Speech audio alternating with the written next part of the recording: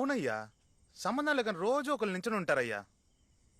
కృష్ణస్వామి అని ఒక కమాండర్ ఉండేవాడు. అతనికి భక్తి ఎక్కువ. రోడ్డు మీద రాయి కనిపిస్తే చెయ్యెత్తి మొక్కేవాడు. అతను నేను మాట్లాడుకుంటూ లోపలికొచ్చేటప్పుడు ఎదురుగా లక్ష్మీ కటాక్షంగా ఒక వేప చెట్టు ఉంటే ఎలా ఉంటుంది అన్నాడు. నేను బాగానే ఉంటుంది అన్నాను.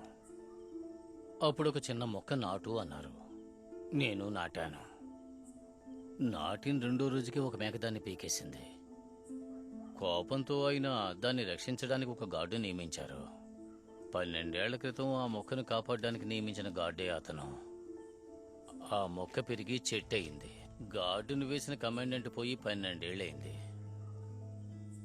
అధికారి ఉత్తర్వని ఆ తర్వాత వచ్చిన వాళ్ళెవరూ ఆ గార్డును అక్కడి నుంచి తీయలేదు. ఆ గార్డుకి తను ఎందుకు నిలబడ్డాడో తెలియదు. ఆ గార్డును వేసిన వాళ్ళకి ఎందుకు వేశారో తెలియదు. ఇక ఎవరు ఏ ప్రశ్న వేయలేరు. వేసిన వాళ్ళకి జవాబు దొరకదు. ఇదే పోలీస్ అయ్యా, జాగ్రత్త అయ్యా. ఈశ్వరమూర్తి, ముత్తుపాండు ఎవరిని పోలీసుగా నిర్ణయిస్తారో వాళ్లే ఇక్కడ పోలీసు. వాళ్ళను ఎదిరించి ఒక్కడు కూడా పోలీస్ ట్రైనింగ్ ముగించి ఆ గేటు దాటి వెళ్లలేడు. ఎంతమంది ఈ మేడ మించి కిందకు దూకేశారో తెలుసా? ఎంతమందిని ఈడీ అని ఈ గ్రౌండ్లో పెట్టి చంపేశారో తెలుసా? నిన్న అతనికి జరిగింది మీకెవ్వరికీ జరగకూడదు. ఒళ్ళు దగ్గరుంచుకుని మీ ప్రాణాలు కాపాడుకుని ఇంటికి వెళ్లే మార్గం చూసుకోండి. తమ్ముడు నేను ఆపుకోలేకపోతున్నాను బాబు. నేను ఆపుకోలేను తమ్ముడు. నేను ఆపుకోలేకపోతున్నాను. నన్ను వెళ్ళని బాబు. తమ్ముడు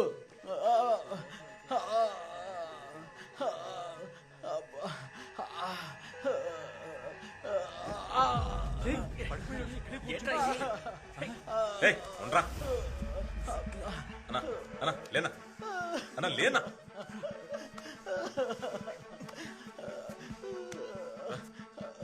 రేయ్ రేయ్, బయటికి రండ్రా.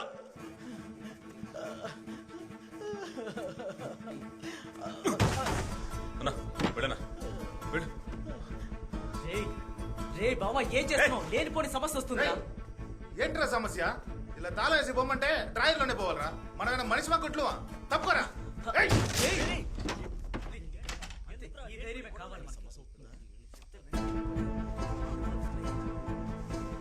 ఏంట్రా చూస్తున్నావేంటి? మూసుకొని వెళ్ళు. ఏం చేస్తావురా నువ్వు?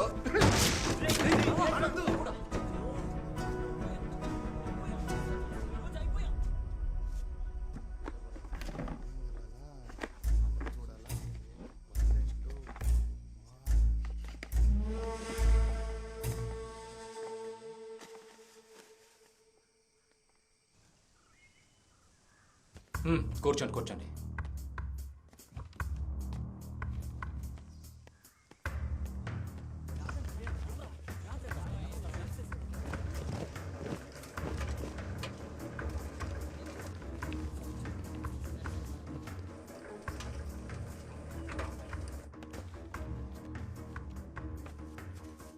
ఏంటయ్యా, ఇది మీ పని కదా?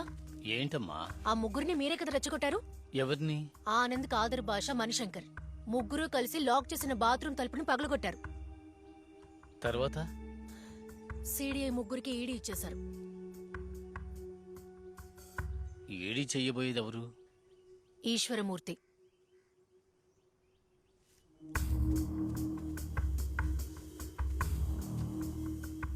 పాపం, తనంతటి తానే ఇరుక్కున్నాడు. ఏంటే పాపం అంటున్నావు? టాయిలెట్ పగలగొట్టారు. పోలీస్ అంటే ఏమిటి, డిపార్ట్మెంట్ అంటే ఏమిటి అని రేపు చూపిస్తాడయ్యా ఈశ్వరమూర్తి. ఇకపై ఈ పిఆర్ఎస్ లో ఎవరు నోరు విప్పి మాట్లాడకూడదు. అలాంటి సంఘటన గ్రౌండ్ లో అందరి ముందు జరగాలి. ఇంతవరకు ఈశ్వరమూర్తి అయ్యే చేతిలో 18 మంది చనిపోయారు. రేపు వీడు కూడా. అందుకనే చెప్పాను వాళ్ళతో చేరొద్దని.